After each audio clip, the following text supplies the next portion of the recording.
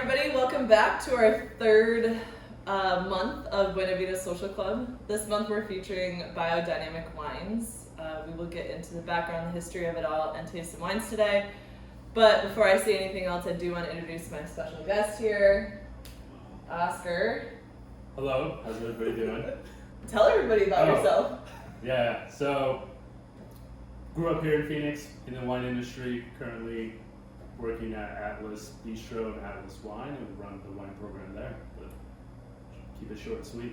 All right, so first wine here is my Sarah Pinot Gris from McMinnville in Willamette Valley, Oregon. She's a twist top, so don't worry about your wine key. Take it on a picnic. This is coming from a really amazing biodynamic producer, fairly large vineyard, Montazi is, but let's talk about a little bit about biodynamics first. So how would you describe the ethos and the philosophy behind biodynamics, Oscar? Well, you kind of mentioned it's more of a philosophy and less of a physical standard. Mm-hmm. It's more about constellations, the movements, kind of more of a philosophy behind farming as a whole, not just winemaking. So the idea for winemakers, vineyard managers, is to be able to have the earth, the animals, humans, all interconnecting and living equally in one biodynamic environment. So the birds are as important as the nutrients in the soil, are as important as when the grapes get picked based on the location of the moon and the stars and the sun. All of that is taken into account while farming biodynamically. That's all coming from a spiritualist named Dr. Steiner from Austria back in the 1920s. He actually came up with all of the standards of agricultural biodynamic farming, which is incredibly fascinating. There's tons of facets to it. There's a lot of winemakers that subscribe to part of it. Some subscribe to all of it and then some. But there also is a government certification called Demeter certification, and it's actually recognized globally. And if you look on some of the wine bottles will have the Demeter certification logo on it. Some don't, and that just comes from the winemaker choosing to or not to basically pay to get Demeter certified. Let's talk about Preparation 500. Let's talk about shit and horns. Literally. Yeah. So Preparation 500 is kind of a non-negotiable when it comes to biodynamic farming. What winemakers will do is they'll take a empty cow horn, and it's never ever a bull horn. They'll take a cow horn and fill it with manure and other compost. And then at the end of their season, before winter hits, they'll bury it in the vineyard. They'll let it sit in the vineyard all through season, and then once the soil kind of thaws out a little bit, where they can dig it back up, they'll pull that horn out and empty out the manure and the compost and make it into a spray and spray it all over the vineyard. So what that does is that helps balance the pH level of the soil, and it kickstarts the nutrients for seeds and life to actually take place. Which that's one of my favorite things about biodynamic wine, is that not all of it has a perfect scientific explanation, but it is equally as important, from philosophy to theory to just beliefs that humans are simply just existing and we're drinking the wine that Mother Earth gave us, and why not honor her the best way that we can by making sure that we're all existing equally. Pinot Gris in our glass, also known as Pinot Grigio. Yep. The housewife's favorite choice. Okay. I don't know if that's true for everybody, but It's delicious. so one thing that I do want to note today as well is that I purposefully picked wines that are not just cool, cute, natty, and crown cap. They're really classical representations of these varietals. So in order for it to be natural and biodynamic, it doesn't have to be weird and cloudy. It can be very classical, clear, with classical winemaking methods gone into it as well. So what's your take on the Pinot Gris right off the top? So classical Pinot Gris from Oregon. Me personally, I'm not actually familiar with this producer, but definitely familiar with the region.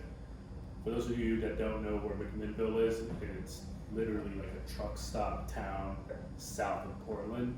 But it's where some of the best grapes in Oregon are grown, specifically from the Montazi Vineyard. Any last notes on the Pinot Gris? It's delicious. It is very good. So it's a little bit more viscous, a little bit more fruit driven. A lot of times for me with Pinot Grigio, it's like overripe pineapple and overripe like acid that kind of, it gets lost a little bit. This is viscous, it's ripe, it's pretty. Yeah, so you can definitely get, kind of my comment earlier is like, this is more of like a housewife grape, but the reason that is, it's very badly made in a lot of places. That's true. But Oregon is actually, like, to me, one of my favorite places for Pinot Grigio. It's done not flabby. It carries more weight, carries more proper acid, balanced acid. To me, it kind of slightly correlates almost to like a really young Riesling without the sweetness, but awesome grape. And to be clear, do you think housewives only drink crappy Pinot Grigio? Either that or crappy Chardonnay. Let's prove them wrong, ladies. I don't think that's true. All right, moving on to second wine. So we're going to France for this one. We're going to Bordeaux. Would you like to do the honors? Of course. So the name of this wine is Duc de Nave, and the vintage is 2018. This is coming from a really amazing producer called Chateau Le Puy. So they primarily specialize in the Merlot grape. So many people are like, oh, snooze fest Merlot. But once you taste this, it's not a snooze fest at all. That's really just from a silly little movie that came out in, I think, the 90s. Good old Sideways. Yeah. Anyway, we're equal opportunity drinkers here, even with Merlot. So Chateau Le Puy has been growing grapes on their estate since 1610. It's been a minute. Not one chemical has ever touched their vines. So they're as, I want to say virgin, but everybody's going to laugh, but shut up, Oscar. They're as virgin as possible. One other interesting fact that I do want to bring up about biodynamicism and farming practices is the different days. So farmers and winemakers will harvest grapes based on the location of the moon and the stars, so celestial bodies. There's 4 different days that they do all of their maintenance in their vineyard. So flower day, root day, leaf day, and fruit day. Fruit day, they let the leaves, that's flower day. Fruit day is harvest day. Root day is when they prune the vines. So what they're doing is they're essentially pruning. If you're a plant mom like me, then you know what pruning is. But so basically they're just like cutting off vines so that a couple more can sprout. Leaf day is when they water the vines, and flower day is when they let the vines rest, which I think is really fascinating. And then of course fruit day is harvest day. And that is all based on the biodynamic calendar. It also, like, so I've been in the wine industry for a long time, and so has Oscar, but we have a running joke that if a wine doesn't taste great, then it must be like a root day or a leaf day. And if it's tasting awesome, then it's probably a flower day or fruit day. Coming from experience, I don't think that's wrong. You know, like there's like sometimes I'm like, man, I've had this wine like last week and it was hitting, and then all of a sudden I'm like trying it today and I look at my little app and it's like a leaf day and it's like, no wonder it's not great. I mean, yes and no. I mean, it's like a running joke, obviously. To me, like, it's great, it's funny, but wine is good when it's good. And That's true. it's alive. It is very much alive. It's a very much living beverage, unlike everything else. Oh, kombucha. Yeah. Tabache. Anyway, all right, let's taste some Chateau Le Puy du Pinot. Cheers. Cheers. So we're talking mostly Merlot here, a little Cab Franc, a little bit of Malbec, a little bit of Cab Sauv, which is very typical of red Bordeaux's. What do you think? Delicious, especially for their second property. What do you mean? But you Their should second property. Well, I mean, you know the story. You met him. That's true. So this is their second label from the estate. Normally their wines are pretty expensive, and that's only because that their actual like expensive vines are 30 kilometers higher in elevation from where they're growing these vines. That has to do with drainage. It has to do with humidity level. It has to do with heat. But essentially, this wine is like a baby version of regular Chateau Le Puy. It's a perfect expression, yeah, and it's just as delicious. The only difference is that it's a little bit lower in elevation and a little bit lower for like drainage. So the drainage isn't as good. Whatever, it doesn't really matter. What we're here for is the biodynamic Bordeaux that you're about to sip. So, cheers to you.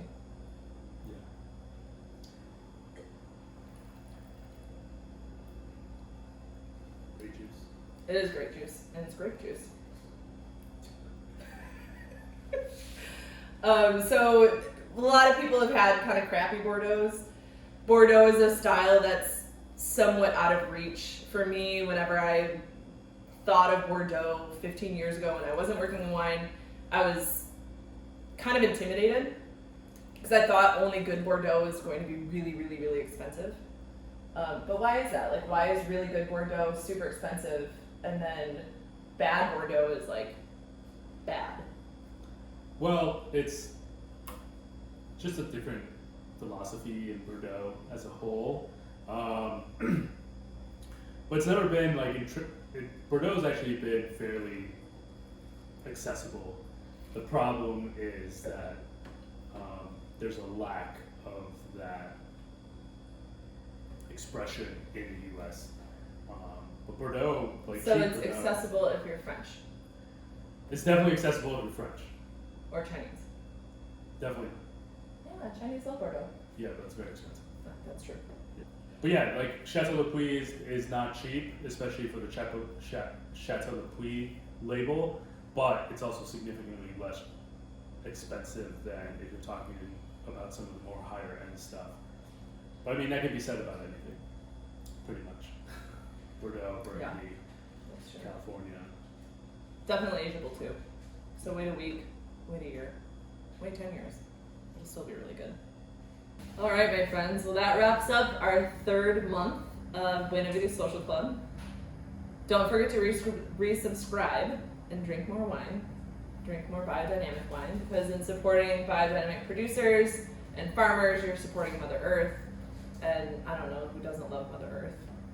I mean, I do. You live here. We do. We do. We live on this rock. After all. Yeah, have a great month, and I will see you guys back here next month with a new topic, a new theme, and new great wines. Okay. Cheers. Cheers.